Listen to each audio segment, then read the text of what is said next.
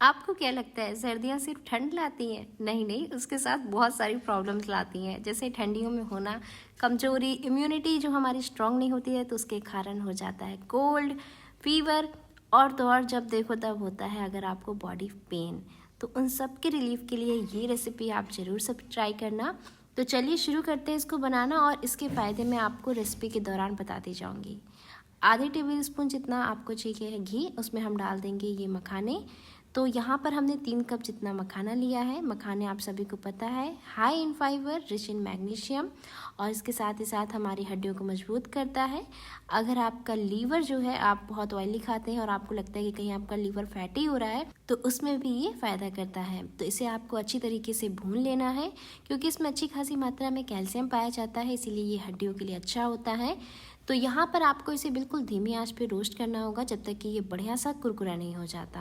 आपको पता ही होगा कि इस दौरान मखाने की जो रेट है वो काफ़ी ज़्यादा मार्केट में बढ़ चुके हैं, क्योंकि अब लोगों में धीरे धीरे अवेयरनेस आ रही है कि हाँ भाई, ये हल्के फुल्के दिखने वाले ड्राई फ्रूट भी बहुत ही कमाल के होते हैं। तो यहाँ पर हमने देखिए इसे तोड़ करके चेक कर लिया, और ये अच्छे से क्रंची हो गया था, इसीलिए आराम से टूट रहा है। और इसके बाद हम क्या करेंगे, इसको इस पैन से निकाल लेंगे। पहले मैं मखाने इसी तरीके से रोस्ट कर लेती हूँ, और इसके बाद हम इसी पैन में डाल देंगे 2 से 3 टेबल स्पून जितना घी। तो जितना घी आपको लगे बस आपको उतना ही डालना है। इस रेसिपी में 1/4 कप से ज़्यादा घी तो लगेगा ही नहीं लगेगा, और जो भी घी अभी लग रहा है ना, बस इतना ही लगेगा। अब आगे हमें घी की ज़रूरत नहीं पड़ेगी। हमने यहाँ पर बबूल की गोंद ली है, आधे कप हम धीरे धीरे करते हुए रोस्ट करेंगे। ये आप सभी को पता होगा कि जो महिलाएं प्रेग्नेंट होती हैं, आफ्टर प्रेगनेंसी जो है वो गोंद के लड्डू खाती हैं, क्योंकि ये हमारी बॉडी में दोबारा से एनर्जी भर देता है, हमारी हड्डियों को मजबूत कर देता है, और इसके साथ ही साथ ये हमारी स्किन के लिए बहुत अच्छा होता है, हेयर के लिए बहुत अच्छा होता है, इम्यूनिटी को बूस्ट करता है। तो इसी वजह से हम इसमें गोंद डालेंगे। तो यहाँ पर गोंद देखिए, हम घी में थोड़े सा जो है गोंद डाल रहे हैं। अगर बहुत ज़्यादा गोंद डाल के रोस्ट करते हैं ना, तो वो अच्छे से पक नहीं पाता। मतलब कि अगर ये अच्छे से इस तरीके से पफ नहीं हो पाएगा ना, तो ये खाने में कच्चा कच्चा लगेगा। इसीलिए मेक श्योर कि आप इसे अच्छी तरीके से रोस्ट करें जब तक कि ये बिल्कुल फूला फूला पफ नहीं हो जाता। तो जैसे पॉपकॉर्न होता है ना हमारा, बिल्कुल फूल जाता है, बिल्कुल उसी तरीके से ये फूल जाएगा। मैं आपको एक चीज़ और बता दूं कि एक होता है गोंद कतीरा, एक होती है बबूल की गोंद। जो बबूल की गोंद होती है उसको हम सर्दियों में खाते हैं, और इस तरीके से उसके लड्डू बनाए जाते हैं, पिन्नियों में डाला जाता है, और तमाम रेसिपीज़ में डाल के खाते हैं, पंजीरी में भी खाते हैं। और जो हमारा गोंद कतीरा होता है उसको हम पानी में भिगो करके खाते हैं, और ज़्यादातर उससे स्मूदी वगैरह में यूज़ करते हैं। तो ये देखिए, हमने गोंद, बबूल की गोंद रोस्ट करके निकाल लिया। अब बस इसी पैन में हम 1 कप जितना ये चना मैंने लिया है, रोस्टेड चना मार्केट में आराम से मिल जाता है। इसको भी हम थोड़ा सा गर्म कर लेंगे, क्योंकि ये जो सीज़न चल रहा है ना, इसमें जो चीज़ें हैं वो सील जाती हैं। तो ये हमारे जो है ब्रेन के लिए बहुत अच्छा होता है, और बहुत ही अच्छा सोर्स होता है प्रोटीन का।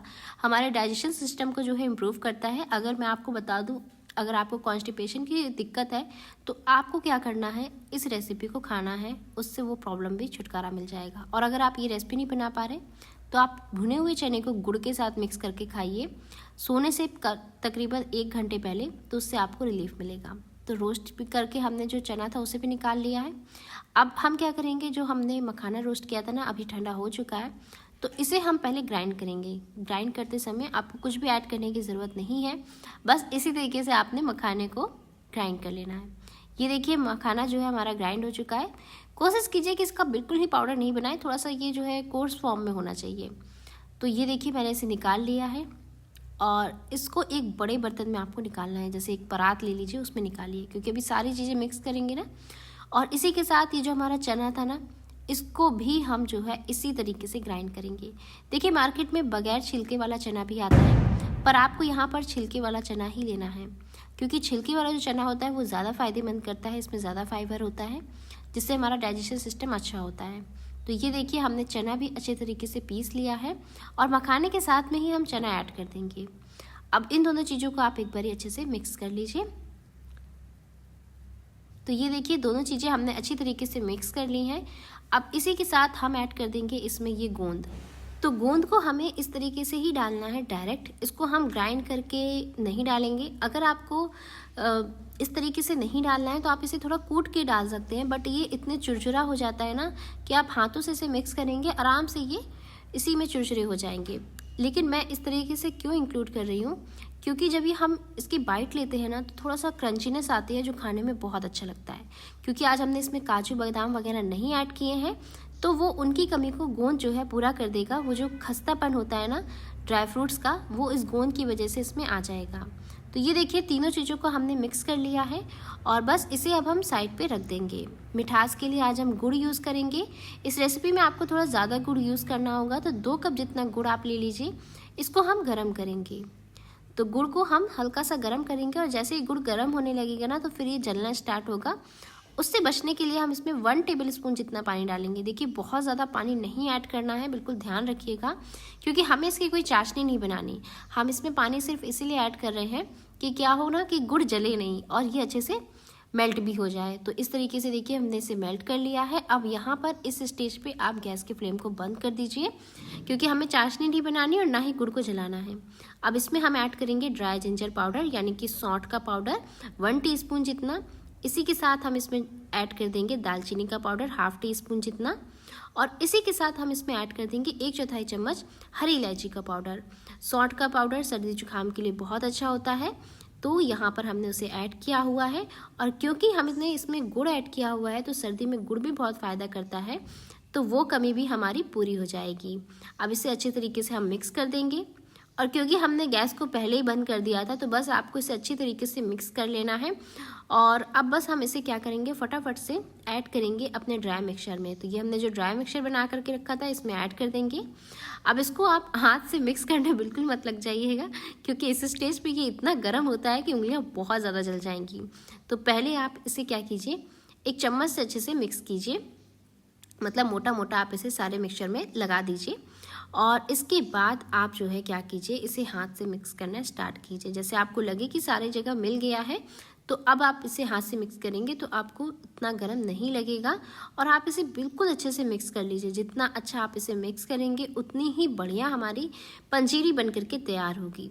तो ये गोंद मखाने की पंजीरी आप ज़रूर से ट्राई कर करके देखिएगा। और ये देखिए कितनी ज़्यादा बढ़िया ये पंजीरी बन करके तैयार हो गई है। आप इसे आराम से 1 मंथ के लिए स्टोर कर सकते हैं, ये बिल्कुल ख़राब नहीं होती है। और क्योंकि पानी की मात्रा बहुत ही कम है तो ख़राब होने के चांसेस भी बहुत कम है। घी भी कम डाला हुआ है, तो इसमें जो घी की स्मेल होती है ना वो भी नहीं आएगी अगर आप इसे एयर टाइट कंटेनर में अच्छे से स्टोर करते हैं। तो ये हमारी पंजीरी बन करके तैयार हो गई। तो जो प्रेग्नेंट लेडीज़ हैं उनकी डिलीवरी हो चुकी है, आफ्टर उसके बाद आप खाना चाहते हैं, अपनी बॉडी को स्ट्रेंथ देना चाहते हैं, तो आप इसे खा सकते हैं। इस तरीके से एक मतलब एयर टाइट कंटेनर में आपको इसे स्टोर करके रखना है। बस ध्यान रखिएगा कि वो बर्तन जो है गीला ना हो, सूखा हुआ हो। और आप इसे दूध के साथ भी ले सकते हैं। मुझे इसे दूध के साथ लेना ज़्यादा पसंद है तो मैं दूध के साथ ले रही हूँ। आप इसे सूखा भी ले सकते हैं और दूध के साथ भी ले सकते हैं।